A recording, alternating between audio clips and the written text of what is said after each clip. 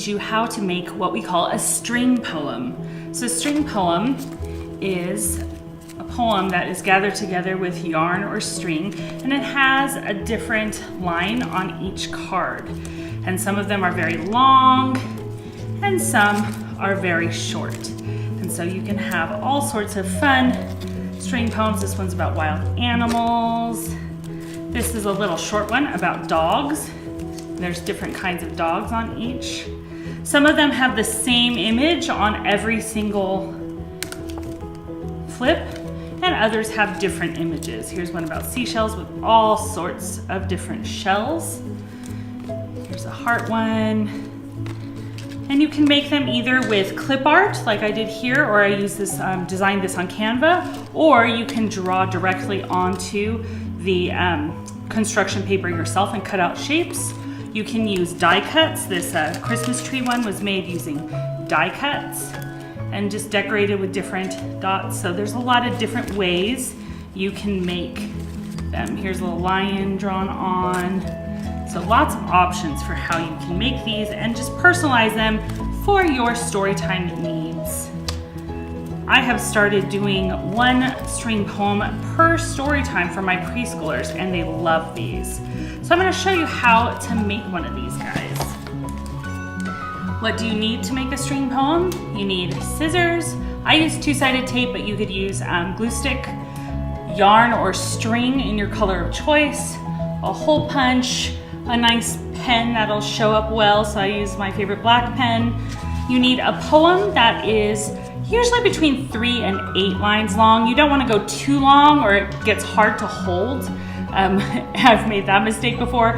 And too short, you don't have much of a poem. So this one is perfect. We have 1, 2, 3, 4, 5, 6, 7, 8 lines, and then a 9th for the title. And then you need your images. So again, you can make your images. I made these on Canva. You can also do clip art or use die cut machines, or you can draw, if you're a better artist than I am, draw directly onto the construction paper. So this is what I'm going to use. I just used regular printer paper. I'm doing daffodilly, and I thought it would be more fun if they had a different type of daffodil on each one, but you are also welcome to use the same image over and over again. That works as well. And then you need construction paper for the backing, just to make it a little sturdier. So the first thing that I'm going to do now that I have my poem ready to go is I'm going to cut out each of these daffodils, and I'm just going to do a rough cut.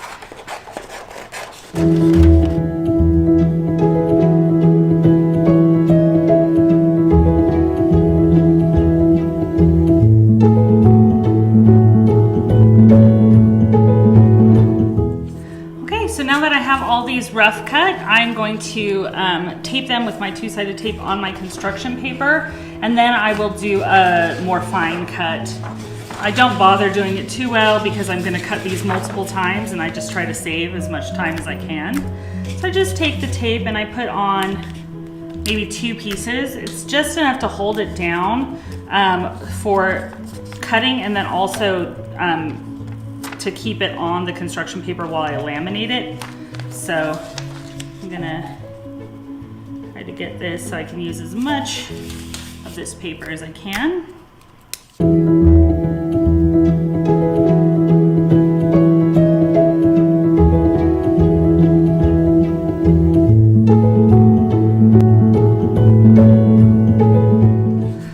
So now that I have them all on the construction paper as the backing, I'm going to do a finer cut for each of these, and this is going to be kind of the final way it's going to look once it's laminated. And I like to leave enough room to write the poem on the back. Kind of a circular shape is good. Having some white space is fine. These don't have to be cut exact, which is really nice. It saves you some time. So you can cut for the shapes you're working with.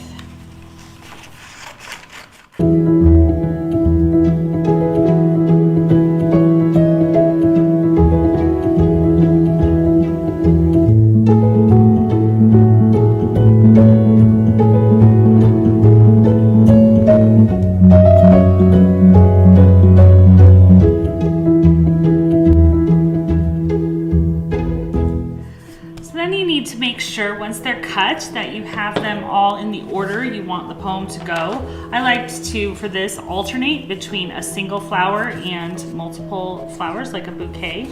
So that's the order I have mine in. And then when you want, as the cover, the first one they see, you want on the top, because you're gonna start with that. So you're gonna have your poem printed out, ready to write, and you're gonna see what you want on the top, where you want the top to go. So I kind of want that to be the top. And I pre-punch mine. You don't have to do this. I just find it's easier to punch them after they've been laminated if they've already been pre-punched, and I kind of see where I want the hole. So on the first one, you're just gonna punch one on the bottom, and then the middle ones, you're gonna do a top and bottom, and the last one, just the top. Sometimes I mess up and I have an extra hole punched in there, but that's not the worst thing in the world. So it doesn't have to be perfect, as all things with Storytime. So the first thing I'm going to do is I'm going to write the title on here. I'm going to write it nice and big.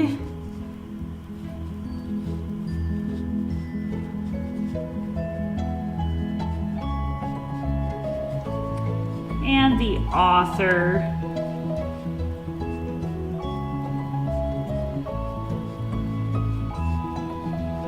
Nothing fancy, just write it on in there.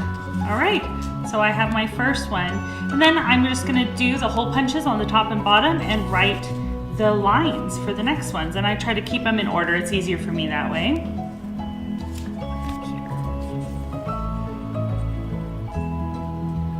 You wanna leave a little space. You don't wanna punch too close to the top or bottom so that it'll pull through with the string.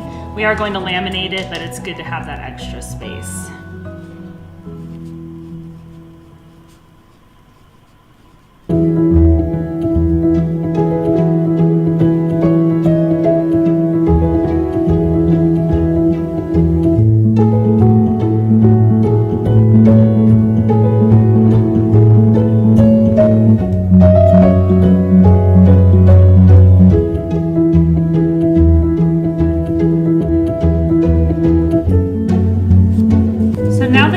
All your cards ready to go, and you'll notice I did add that extra hole in the bottom one, which wasn't needed. I do that sometimes because I'm just used to punching them, so it's not a big deal. You'll just have the extra hole. So I have all my cards and they're all in order. So I'm gonna go laminate these, and then we will come back and cut those out, and I'll show you how we string them together. So now that I have them all laminated, and I use Arnie, our big laminator here, but you can use the lamination sheets, the individual sheets as well. If you want to be able to use these for years to come, though, it is really important that they're reinforced with the plastic. So I do strongly encourage lamination. And that's something, if you have a volunteer or something, you can have them do this part as well, cutting out and all that. So I'm going to trim these down. And you want to always, after you laminate, leave that little bit of an edge around so that the lamination seals. If you cut right up against the edge, it tends to peel away after a little while. So I just leave a couple millimeters around the edge. And then I'm going to re-punch the hole, and this is my title page, so there's only one hole on it.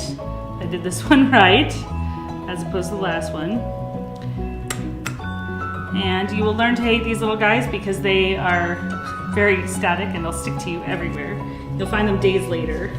So there you go. That's how you do it. Just cut around the edge and poke those holes.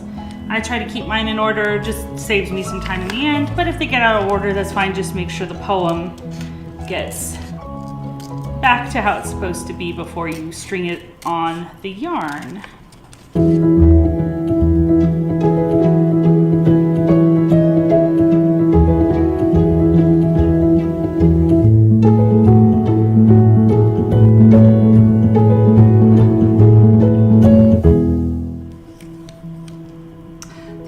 About string poems is you put the work in up front, and then you can use these literally for decades. I learned this from my mom, who was a first grade teacher years ago, and she made a bunch of the original string poems. She did a lot of the die cut ones and the ones that were hand drawn, because she's a little better at art than I am. And I still use those, the poems that she made back in the 80s and 90s. I still use those with my Storytime kids. And I've added on. So if I'm doing a theme, or I've started doing flow with my Storytime. So if I have one that goes with a book, or if I just find a poem that I just need my kids to hear because it's so amazing, I will try to find the time between Storytime sessions, or again, if you have a volunteer who can help with this. I've never had that luxury, but that is something they could do. And it's so great because you really build up a repertoire that you can use for years to come. And poetry really speaks to children. They can really learn through the rhythm and the rhyme. They learn phonetical awareness in a way that just will stay with them.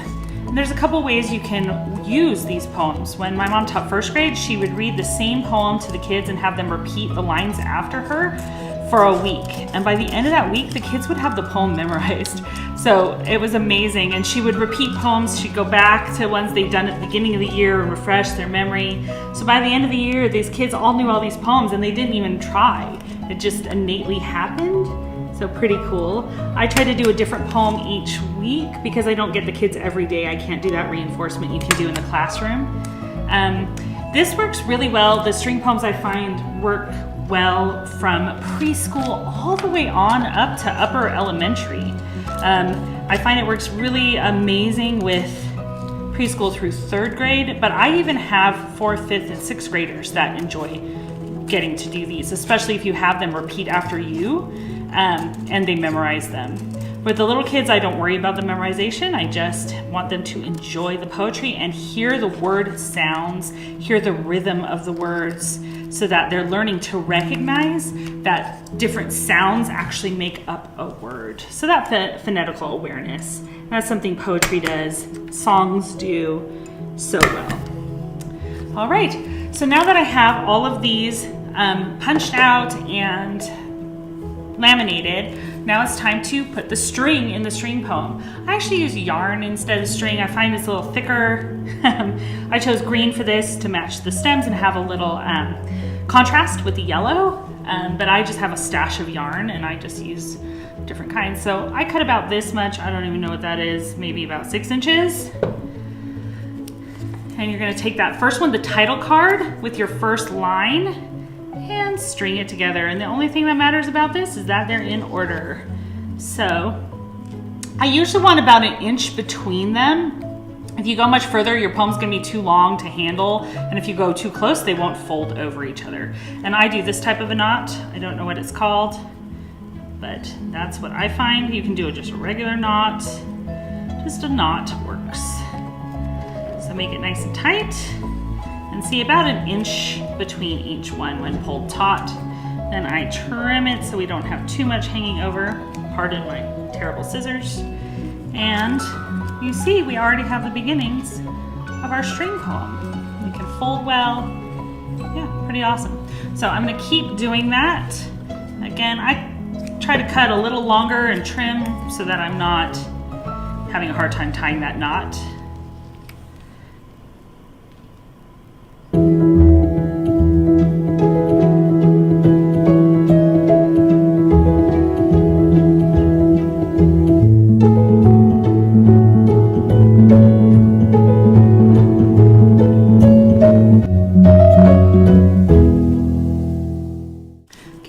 To our last one, because remember I poked that extra hole, so we're not going to put yarn in the bottom. We're just going to leave that blank as a happy mistake, as Bob Ross would say.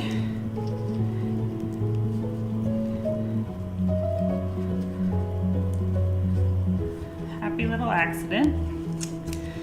And now we have our string poem. It's done, it's put together, it's beautiful. All these daffodillies for spring.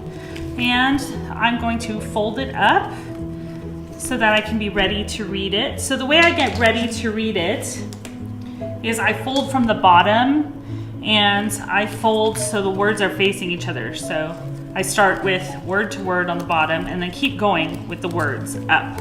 And this might not seem to matter, but when you're unrolling it to read it, it really does help if you rolled it up the right way.